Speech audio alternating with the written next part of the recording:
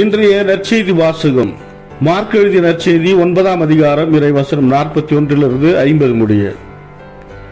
நீங்கள் கிறிஸ்துவை சார்ந்தவர்கள் என்பதால் உங்களுக்கு ஒரு கிண்ணம் தண்ணீர் கொடுப்பவர் கைமாறு பெறாமல் போகார் என உறுதியாக உங்களுக்கு சொல்லுகிறேன்.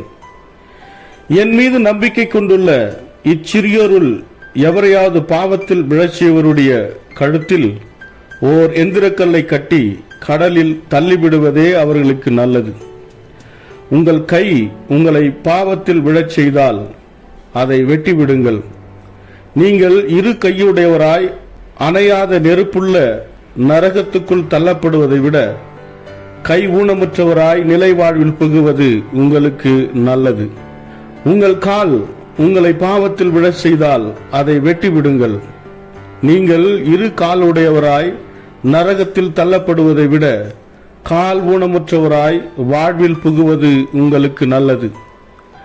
உங்கள் கண் உங்களை பாவத்தில் விழச் செய்தால் அதை பிடுங்கி எறிந்து விடுங்கள். நீங்கள் இரு கண்ணுடையவராய் நரகத்தில் தள்ளப்படுவதை விட ஒற்றை கண்ணராய் இறையாட்சிக்கு உட்படுவது உங்களுக்கு நல்லது. நரகத்திலோ அவர்களை தின்னும் புழு சாகாது, நெருப்பும் அவியாது. ஏனெனில் பழிப்பொருள் உப்பால் தூய்மையாக்கப்படுவது போல் ஒவ்வொருவரும் நெருப்பால் தூய்மையாக்கப்படுவர். உப்பு நல்லது, ஆனால் அது உவப்பற்று போனால் எதை கொண்டு அதை உவர்ப்புள்ளதாக்குவீர்கள்? நீங்கள் உப்பின் தன்மை கொண்டிருங்கள், ஒருவரோடு ஒருவர் அமைதியுடன் வாழுங்கள். ಇದು ಕ್ರಿಸ್ತು ವழங்கும் ನற்செய்தி. ಕ್ರಿಸ್ತುವೇ ಉಮಕ್ಕೆ ಪುಗழ். ಮಾರ್ಕ ಅಧ್ಯಾಯ 9 ವಚನಗಳು 41 50 ನಾನು ನಿಮಗೆ ಸತ್ಯವನ್ನು ಹೇಳುತ್ತೇನೆ, ನೀವು ಕ್ರಿಸ್ತನವರೆಂದು ಯಾವನಾದರೂ ನಿಮಗೆ ಕುಡಿಯಲು ನೀರು ಕೊಟ್ಟರೂ ಅವನಿಗೆ ಅದರ ಪ್ರತಿಫಲ ಖಂಡಿತವಾಗಿ ಸಿಗುವುದು.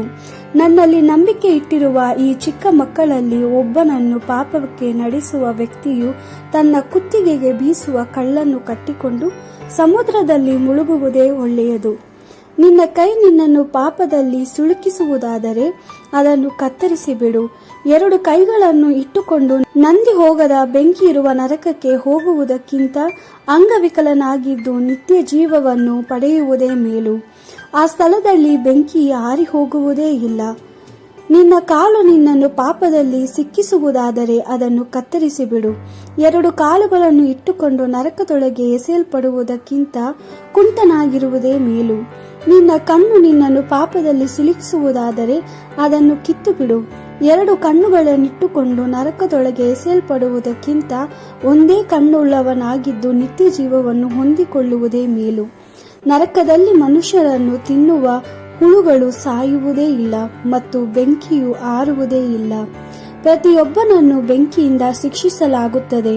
ಉಪ್ಪು ಒಳ್ಳೆಯದು, ಆದರೆ ಉಪ್ಪು ತನ್ನ ರುಚಿಯನ್ನು ಕಳೆದುಕೊಂಡರೆ ಅದನ್ನು ಮತ್ತೆ ನೀವು ಉಪ್ಪನ್ನಾಗಿ ಮಾಡಲಾರಿರಿ. ಆದ್ದರಿಂದ ಒಳ್ಳೆತನದಿಂದ ತುಂಬಿದವರಾಗಿರಿ ಮತ್ತು ಒಬ್ಬರೊಡನೆ ಒಬ್ಬರು ಸಮಾಧಾನದಿಂದಿರಿ ಎಂದು ಹೇಳಿದನು. ದೇವರ ವಾಕ್ಯವಿದು. ದೇವರಿಗೆ ಕೃತಜ್ಞತೆ ಸಲ್ಲಲಿ. Gospel according to Mark chapter 9 verse 41 to 50.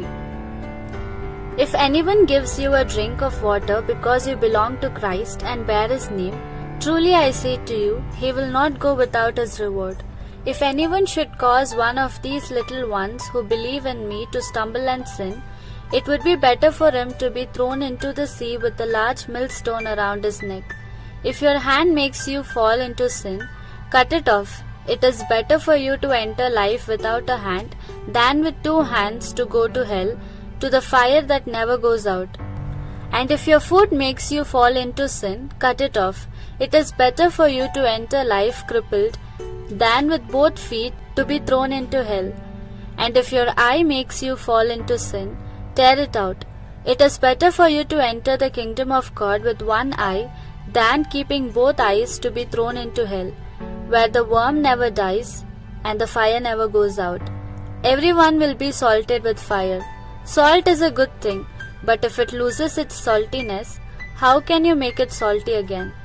Have salt in yourselves and be at peace with one another. This is the word of the Lord. Thanks be to God.